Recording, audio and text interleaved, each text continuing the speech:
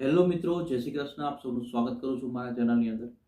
કેનેડામાં તમારે જો કેરિયર બનાવવું છે અથવા કેનેડાની અંદર જોબ લેવી છે તો સૌથી પહેલો આ 888 ફોર્મ્યુલાને સમજવો ખાસ જરૂરી છે. આ 888 ફોર્મ્યુલા એવો છે કે જે તમને કેનેડાની અંદર સરળતાથી તમને જોબ મેળવવામાં બી ઇઝી થશે. તમારે ભવિષ્યની અંદર કેરિયરમાં બી તમને બહુ ગાઈડન્સ મળશે આની અંદર. આજે હું તમારી સાથે એક ફોર્મ્યુલા શેર કરીશ જે ઘણા બધા રિસર્ચ કર્યા પછી હું તમારી સાથે શેર કરી રહ્યો છું. જેની અંદર આપણે એક લાસ્ટ વિડીયોમાં બી જોયું કે કેનેડામાં અત્યારે સૌથી મોટો સવાલ એ છે કે ઘણા લોકોના ક્વેશ્ચન્સ જે આવતા હોય છે કે એમને જોબ નથી મળી, સ્ટડીવાળાને પાર્ટ ટાઈમ જોબ નથી મળતી, સ્ટડી પૂરું કર્યું હોય તો વર્ક પરમિટ નથી મળી રહી, તો વર્ક પરમિટ પર બી જોબ નથી લોકો પાસે. પીઆર વાળા ઘણી વખતે આ વાતો કરતા હોય છે. તો આજે એ લોકો માટે જ તે મેં લાસ્ટ એક વખત બ્રીફિંગ વિડીયો આપ્યો હતો. એની અંદર એવી 12 જોબ વેબસાઇટ્સ અથવા પોર્ટલ્સ કીધા હતા તમને કે જેની અંદરથી તમે તમારી જોબ એપ્લિકેશન્સ જો કરો તો તમને ઘણી બધું સરળતા થઈ શકે એવું. આજે એ જ રીતે હવે તમારે જો આ જોબ એપ્લાય કરવી છે તો પહેલાં આપણે એ જોઈએ. 888 ફોર્મ્યુલા બી હું તમને કહીશ આજે, એ બહુ ખાસ છે. બટ તમારે જો કેનેડામાં જોબ લેવી છે તો કેનેડામાં સૌથી પહેલી ઇમ્પ્રેશન તમારી જોબમાં કોણ કરતું હોય, આ એક સવાલ વિચારવા જેવો છે. તમારો જવાબ ખાસ તમે કોમેન્ટ કરજો અથવા તમારો ઓપિનિયન ખાસ કોમેન્ટ કરજો જેથી અમને ખબર પડે. બટ મારા આન્સર પ્રમાણે જો હું તમને વાત કરું તો જ્યારે બી તમે ક્યાંય બી કેનેડામાં નહીં તો ગમે ત્યાં બી વર્લ્ડમાં જોબ એપ્લાય કરો એટલે તમારો પહેલો સપોર્ટ રોલ ભજવતું હોય તમારું રિઝ્યુમ. તમારું રિઝ્યુમ તમારે ખાસ પ્રોપર રીતે બનાવવું. આ રિઝ્યુમના અમુક ટોપિકો હું તમારી સાથે આજે શેર કરું જે ખાસ પોઈન્ટ છે. તમે બી નોટ ડાઉન કરજો બિકોઝ આ તમે કરશો તો હું તમને કહું તમારો 50% તમને જોબ મળવાના ચાન્સીસ વધી જ જશે, મિનિમમ વધી જશે, કદાચ 90% બી વધી શકે. જેની અંદર આપણે ડાયરેક્ટ જ આગળ વધીએ. જો ચેનલ પર નવા છો તો સબસ્ક્રાઇબ કરી દેજો, નોટિફિકેશન ઓન રાખજો અને મેક્સિમમ લોકો સુધી શેર કરવાનું ના ભૂલતા. Because spread education, support education. એજ્યુકેશનને ઓલવેઝ સપોર્ટ કરતા રહેજો. હવે તો કે મેઇન ટોપિક પર આગળ જઈએ. સૌથી પહેલું આવે ટાઇટલ. 90% લોકો ભૂલ કરે છે સૌથી પહેલું ટાઇટલ્સની અંદર. જ્યાં આગળ સર્ક્યુમ વિટે, બાયોડેટા, કરિક્યુલમ આવા બધા વર્ડ્સ યુઝ કરવાની જરૂર નથી. જો કેનેડાની જે સિસ્ટમ છે એની અંદર 90% એવું પ્રિફરન્સ આપવામાં આવતો હોય છે. ટાઇટલ હોવું જોઈએ રિઝ્યુમ. રિઝ્યુમનું ટાઇટલ અને એ બી બને તો સિમ્પલ ફોન્ટ અને સાદા ફોન્ટની અંદર જેમાં Arial black, Arial words use થાય, ટાઈમ્સ રોમન છે, આ બધી લેંગ્વેજ યુઝ કરો. ટેડા, આડા, ટેડા આવા બધા વર્ડ્સ યુઝ કરવાની જરૂર નથી. આને બોલ્ડ કરી રાખો તો વેલ એન્ડ ગુડ છે, પણ અંડરલાઇન બી કરી શકો છો તમે.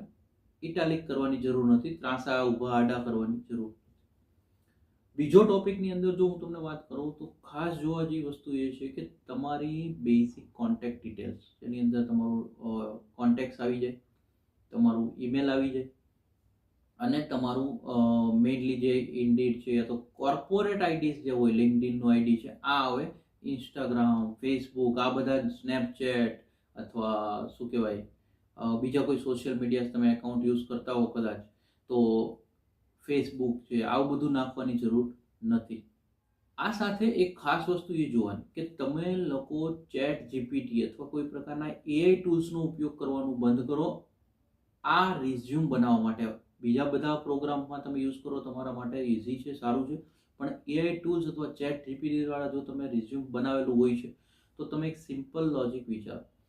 કેનેડાની અંદર જે એમ્પ્લોયર બેઠા છે એ એમ્પ્લોયર સવારથી સાંજ એને કમસે કમ 100 રિઝ્યુમ હાથમાં આવે ને તો એમાં ખબર પડતી જ હોય કે આમાંથી 80 રિઝ્યુમ તો ચેટ જીપીટી અથવા એઆઈ યુઝ કરેલું છે. તો એ તમે કરશો એટલે તમારી ફર્સ્ટ ઇમ્પ્રેશન ડાઉન થશે. બેટર છે એક રજાનો એક દિવસ કાઢો, ખાલી આખું રિઝ્યુમ બનાવતા એક જ દિવસ તમને વધીને થશે, કે જેની અંદર પ્રોપર વર્ડિંગ પર ફોકસ કરી અને પ્રોપર ચીજોને તમે મેન્શન કરશો તો તમને બહુ જ સરળતા થશે. ત્યારબાદ થર્ડ ટોપિકની વાત કરો. સૌથી તમારી જે કોન્ટેક્ટ ડિટેલ પૂરી થાય એટલે સૌથી ઉપર આવે કે જ્યાં આગળ તમારો એક્સપિરિયન્સથી ચાલુ થવું જોઈએ, કારણ કે તમે કોર્પોરેટ ફિલ્ડ માટે રિઝ્યુમ બનાવી રહ્યા છો, કોર્પોરેટમાં આપવા માટે જઈ રહ્યા છો ઇન્ટરવ્યુ. તમારા એક્સપિરિયન્સ ડિટેલ પહેલાં આવી જોઈએ. ઘણા રિઝ્યુમની અંદર પહેલાં એજ્યુકેશન મૂકતા હોય, પછી બીજું કોઈ કાંઈ વસ્તુ હોય, એવોર્ડ ને આ તે બધું પછી મૂકતો, છેલ્લે એક્સપિરિયન્સ રાખતો. આવું નહીં કરો. પહેલો એક્સપિરિયન્સ આવવું જોઈએ. એક્સપિરિયન્સની અંદર તમારી ડેઝિગ્નેશન અને જોબ ડ્યુટીઝ બહુ જ સરળ ભાષામાં ઓછા વર્ડિંગ્સની અંદર વધારે સમજાય એમ્પ્લોયરને એ રીતે પ્રોપર રીતે મેન્શન કરેલી હોય કે જે અંદર શોર્ટ બ્રીફિંગની અંદર કારણ કે કોઈ બી એમ્પ્લોયર તમારી આખી જીવનશૈલી વાંચવામાં ઇન્ટરેસ્ટેડ નથી હોતો, અને એને તમારું આખું લાંબા આર્ટિકલ્સ વાંચવાનો કોઈ ઇન્ટરેસ્ટ નથી હોતો. એટલા માટે એ ફોકસ કરશે કે તમારું શોર્ટ બ્રીફિંગ અને વ્યવસ્થિત ક્લીન તમારી જે ઇમેજ એકદમ ક્લિયર થાય અને એ સમજી શકે એને વધારે પ્રેફરન્સ આપશે. હવે તો કે આ વસ્તુ મેઇન થઈ. એક્સપિરિયન્સને મેન્શન કઈ રીતે કરવો, પહેલા 2020નો આપ્યો ને પછી 2023 પછી 2014 આવું નહીં. લાસ્ટ એક્સપિરિયન્સથી ચાલુ કરો. જેમાં રિસન્ટ એક્સપિરિયન્સ છે એ પહેલાં આવે અને ત્યારબાદ ઓલ્ડ એક્સપિરિયન્સ એડ થતા જાય.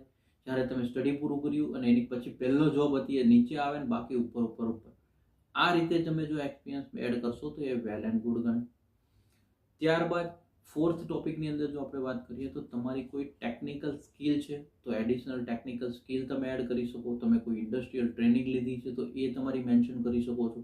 ઇન્ટર્નશીપ છે એ મેન્શન કરી શકો છો.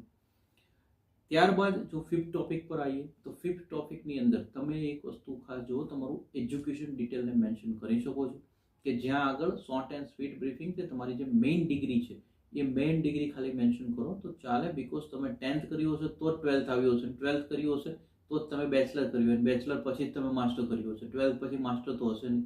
તો ઓબ્વિયસ છે કે શોર્ટ એન્ડ સ્વીટ બ્રીફિંગ એની અંદર ઇન્ક્લુડ કરી શકો છો તમે. અને ફાઇનલ કન્ક્લુઝન, જ્યારે બી કન્ક્લુઝન લખતા હો ત્યારે બી ઘણા લોકોની અંદર આર્ટિકલ પૂરો હોય એટલું મોટું બ્રીફિંગ લખે છે. એટલું મોટી બ્રીફિંગ આપવાની જરૂર નથી હોતી. શોર્ટ એન્ડ સ્વીટ બ્રીફિંગ, તમારી કોન્ટેક્ટ ડિટેલ અને સરળ ભાષાની અંદર તમારો મેસેજ કન્વે થાય એ વસ્તુ. ક્યારેય રિઝ્યુમની અંદર તમારી એક્સપેક્ટેડ સેલેરી મેન્શન ના કરવી જોઈએ, અથવા તમે શું એક્સપેક્ટેશન રાખો છો સેલેરીની એ મેન્શન ના કરો. લાસ્ટ સેલેરી બી મેન્શન કરવાની જરૂર નથી. કારણ કે જો એમ્પ્લોયરને તમારો લાસ્ટ સેલેરી જાણવાની ઈચ્છા હશે તો એ તમારી સેલેરી સ્લિપ માગી લેશે. એ તમારા રિઝ્યુમમાં મેન્શન ના કરો, અથવા તમારી ગ્રીડીનેસ એની અંદર ના દેખાય એટલા માટે તમે એક્સપેક્ટેડ સેલેરી મેન્શન ના કરો. હા, નેગોશિયેબલ ઓબ્વિયસ છે, દરેક ઇન્ટરવ્યુમાં હોય. જ્યારે બી તમારું ઇન્ટરવ્યુ ચાલતું હોય તમારું નેગોશિયેબલ એ રીતે જ હોવું જોઈએ કે તમારી સેલ્ફ પર તમને કોન્ફિડન્સ હોય કે આટલું કામ તમે કરી શકો એમ છો ને આની બરાબર તમારે આટલી સેલેરી તો તમને મળશે જ મળશે. પછી એ કદાચ તમારી કોન્ફિડન્સ એ રીતે બી ચેક કરે, કદાચ એ ના બી પાડે તો તમારો આન્સર સેમ જ રહેવો જોઈએ. આ વસ્તુ એક મેન્શન ખાસ કરવી જોઈએ. આ હતા રિઝ્યુમના ટોપિક. હવે આની સિવાય હું તમને જે 888 વસ્તુ કરું છું એ આની સાથે કનેક્ટેડ છે. મેં તમને લાસ્ટમાં એટલા માટે કીધું. 888 ફોર્મ્યુલા એવો છે જે લગભગ વેસ્ટર્ન કન્ટ્રીઝ અથવા કેનેડા છે, યુએસ જેવી સ્ટ્રોંગલી ઇકોનોમી કન્ટ્રીઝ હોય, અથવા જાપાન તમે લ્યો, ઓસ્ટ્રેલિયા, ન્યુઝીલેન્ડ છે, કેનેડા છે, આ બધાની પાસે બી એક વસ્તુ હોય છે કે એ લોકો સ્ટ્રોંગલી 888 ફોર્મ્યુલા, આ એક જીવનશૈલીનો ટોપિક છે. કદાચ તમે કોઈ ડેવલપિંગ કન્ટ્રીઝની અંદર જો ઇન્ટરવ્યૂ આપતા હો તો ત્યાં એવું થતું હશે કે કંપનીઓ એમ્પ્લોયરનું શોષણનું બી વિચારતા હોય, અથવા તો કે ભાઈ ગધા મજૂરી કરાવો 10 કલાક 12 કલાક કંઈ વાંધો હોય. બટ જે ઇકોનોમિકલી સ્ટ્રોંગ છે કન્ટ્રીઓ, જે વેસ્ટર્ન કન્ટ્રીઓ છે, ત્યાં આગળ તમારી ઇમેજ ત્યારે જ ઇમ્પ્રેસ થશે કે જ્યારે તમારી 888 ફોર્મ્યુલાની તમારી લાઈફસ્ટાઈલ દેખાશે. 888 ફોર્મ્યુલા તમારા કેરિયરમાં બી તમને ઘણું કામ કરે, અને કેરિયર જો બનાવવું છે તો એની સાથે તમારે આ ફોર્મ્યુલાને યુઝ કરો. જોબ બી ઇઝી મળશે, વેસ્ટર્ન કન્ટ્રીઝની વાત કરું છું, અને તમારું કેરિયર બી ઇઝીલી સેલ થશે. આ 888 ફોર્મ્યુલા શું હોય તો કે 888 એટલે કે 24 કલાકને તમે 3 વડે ડિવાઈડ કરો એટલે 8 તેરી 24 થયા. પહેલી 8 કલાક તમે તમારા પ્રોફેશનલ કેરિયરને આપો, બીજી 8 કલાક તમે તમારા ફેમિલી લાઈફ અથવા પર્સનલ લાઈફને આપો, અને ત્રીજી 8 કલાક તમે રેસ્ટ માટે આપો. જો તમારા બ્રીફિંગની અંદર આ 3 વસ્તુ દેખાતી હોય, જેની અંદર હું તમારી સાથે એક બહુ સરળ એક્ઝામ્પલ ટ્રાય કરું કે અમારા જ કોઈ ક્લાયન્ટ સાથેના રિવ્યૂઝ છે જે કેનેડાની અંદર જ છે, એમની સાથે ડિસ્કસ કરતા મળ્યા ત્યારે એક બ્રીફિંગ હતું કે એમની સાથે જ બનેલો એક કોર્પોરેટ કિસ્સો કે કેનેડામાં એક સિસ્ટમ એવી હોય છે કે જ્યાં આગળ ઓવરટાઈમ કરવો અથવા રજાના દિવસે જો એમ્પ્લોયરને બોલાવે છે તો એક રિક્વેસ્ટ કરવામાં આવે છે કે તમે એક્સ્ટ્રા કામ કરશો તો તમને એક્સ્ટ્રા વેજીસ મળશે.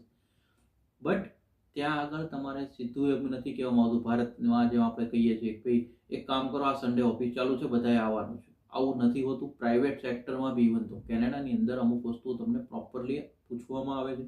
ત્યારે એની જો વાત કરીએ તો ડિફરન્ટ વસ્તુ છે કે કદાચ હા પાડે ના પાડે, ડાયરેક્ટ આન્સર્સ હોય છે. બટ જે એમની સાથે એમના કલીગ્સ હતા, જે ત્યાંના કદાચ હતા, તો ફોરેનર્સ આપણે કેનેડિયન્સ કહીએ, એ હશે તો એમને એક જ કોન્સેપ્ટ હોય કે પહેલાં એમની ફેમિલીને કોન્ટેક્ટ કરશે, ત્યાં પૂછશે કે ભાઈ આપણા કોઈ વીકેન્ડ પ્લાન છે, આ છે તે, આ બધું કન્ફર્મ કર્યા બાદ આન્સર આપશે કે હા હું ફ્રી છું તો હું આવીશ, અધરવાઇઝ ના. તો આ એક પ્રોપર તમારી જો લાઈફ મેન્શન કરતા હો તો આ બધી કન્ટ્રીઝની અંદર તમારે કેરિયર બનાવવામાં ઘણું ઇઝી થતું હોય છે. મેં મારી રીતે મારો અનુભવ અને જેટલી મદદ કરી શકું વિદ્યાર્થીઓ સુધી મદદ પહોંચાડી શકું એટલી કોશિશ સાથે બહુ જ સરળ ભાષામાં આ એક રિલીઝ કરવાની કોશિશ કરી છે.